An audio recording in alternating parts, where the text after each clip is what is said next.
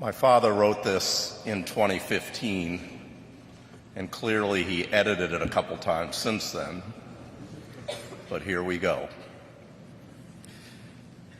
Today we join in sadness to honor our dear friend President Carter for his extraordinary years of principled and decent leadership and his courageous commitment to civil rights and human rights. I remember the emergence of Jimmy Carter on the national stage, in particular his 1971 inaugural address. For the first time, a Georgia governor called for a commitment to the traditions of Martin Luther King Jr. and for the decency that his leadership stood for over his lifetime. I was surprised when then candidate Carter asked me to join him as his running mate in 1976. He amazed me then, as he has every year since. He, of course, was brilliant. He also had a great sense of humor. And while we had only 4 years in the White House, he achieved so much in that time. It stood as a marker for Americans dedicated to justice and decency.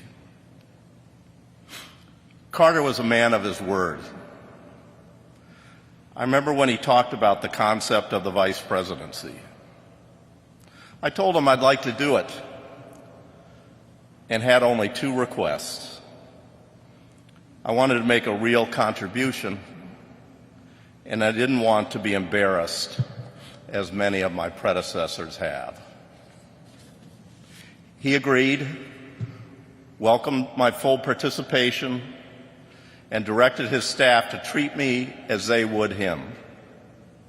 He was very careful to protect me from the frustration and too often humiliation that had cursed the lives of many vice presidents.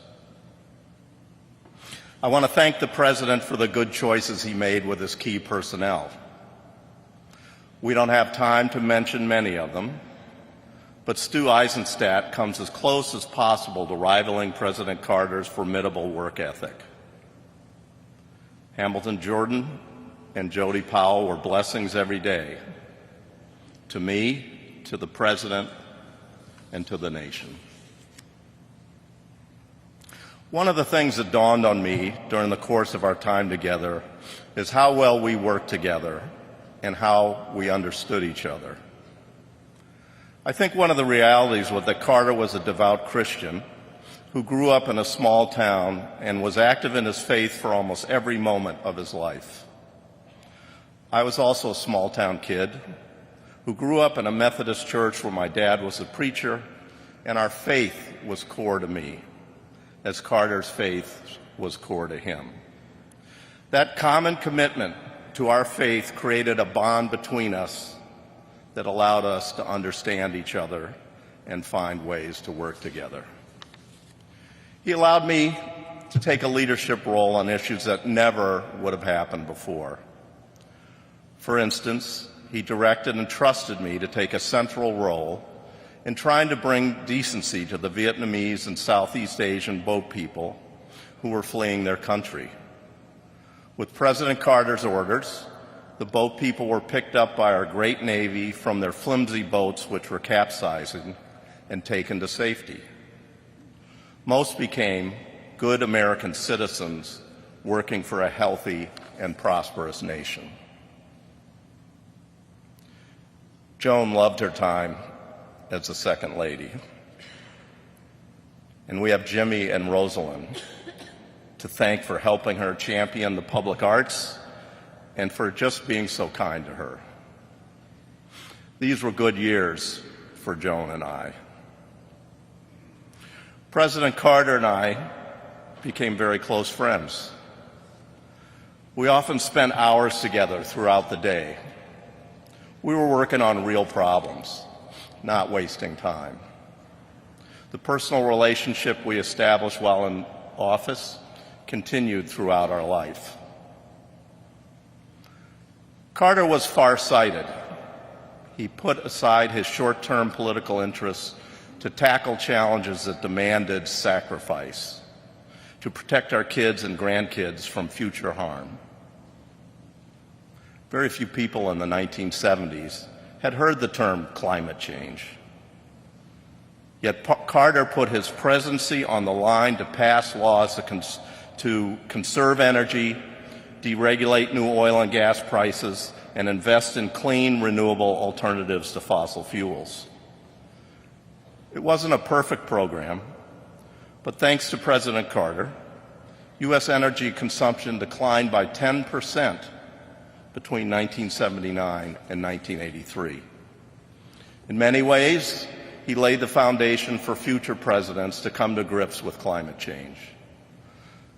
Some thought he was crazy to fight so hard to pass these laws, but he was dead right, and we know that now.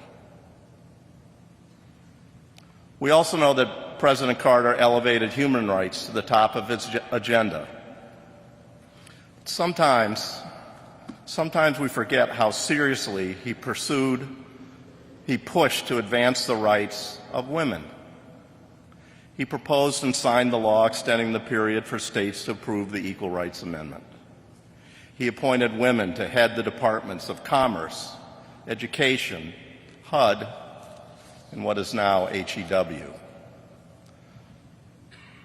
Women on his White House staff played crucial roles in developing his highest priority energy and environmental proposals. And he dramatically increased the ranks of female circuit and district court judges, including Ruth Bader Ginsburg. In all, he appointed 5 times as many women to the federal bench as all of the previous presidents had from the beginning of our country. 2 decades ago, President Carter said he believed income inequality was the biggest global issue. More recently, in a 2018 commencement address at Liberty University, he said, "I think now the largest global issue is the discrimination against women and girls in this world." He concluded that until stubborn attitudes that foster discrimination against women change, the world cannot advance and poverty and income equality cannot be solved. Towards the end of our time in the White House, the President and I were talking about how we might describe what we tried to accomplish in office. We came up with a sentence which remains an important summary of our work. We told the truth, we obeyed the law, and we kept the peace. That we did, Mr. President. I will always be proud and grateful to have had the chance to work with you towards noble ends. It was then and will always be the most rewarding experience of my public career. Thank you.